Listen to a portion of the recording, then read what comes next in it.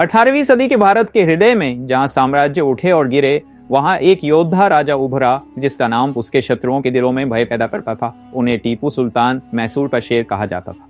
यह उनकी वीरता, दृष्टि और अंतिम बलिदान की कहानी है। 20 नवंबर 1751 को जन्मे टीपू सुल्तान मैसूर के स्वनिर्मित शासक सुल्तान हैदर अली के पुत्र थे। तब उनसे ही टीपू को युद्ध कला, प्रशासन और कूटनीति में प्रशिक्षित किया गया था। वे केवल एक राजकुमार नहीं थे, बल्कि एक दूरदर्शी नेता बनने की राह पर थे। हैदर अली ने सुनिश्चित किया कि टीपू की शिक्षा अतुलनीय हो। पारंपरिक ज्ञान को विज्ञान और युद्ध की नवीनतम प्रवृत्ति के साथ मिलाकर परंपरा और आधुनिकता का यह मेल टीपू के शासन को परिभाषित करेगा। 1782 में हैदर अली की मृत्यु के बाद टीपू सुल्तान सिंहासन पर बैठे।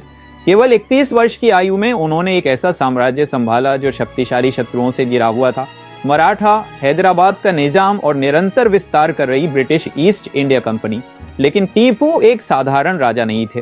वे एक सैन्य प्रतिभा और एक नवाचारी थे। उनके नेतृत्व में मैसूर ने इतिहास के पहले रॉकेट शस्त्रागारों में से एक विकसित किया, भयावह मैसूरी रॉकेट। टीपू सुल्तान का शासन ब्रिटिश साम्राज्यवाद के खिलाफ उनके अडिग प्रतिरोध द्वारा चिन्हित था। 4 एंग्लो मैसूर युद्धों ने उनकी विरासत को परिभाषित किया।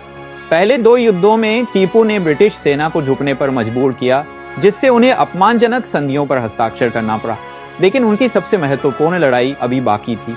1799 में चौथे एंग्लो मैसूर युद्ध के दौरान ब्रिटिश ने मराठाओं और निजाम के साथ मिलकर मैसूर पर बड़ा हमला किया।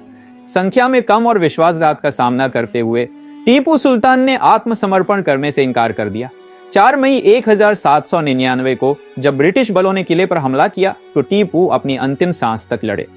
उनकी मृत्यु के साथ ब्रिटिश ने मैसूर पर कब्जा कर लिया, लेकिन टीपू का बलिदान उन्हें अमर बना दिया। वे उपनिवेशवाद के खिलाफ प्रतिरोध का प्रतीक बन गए।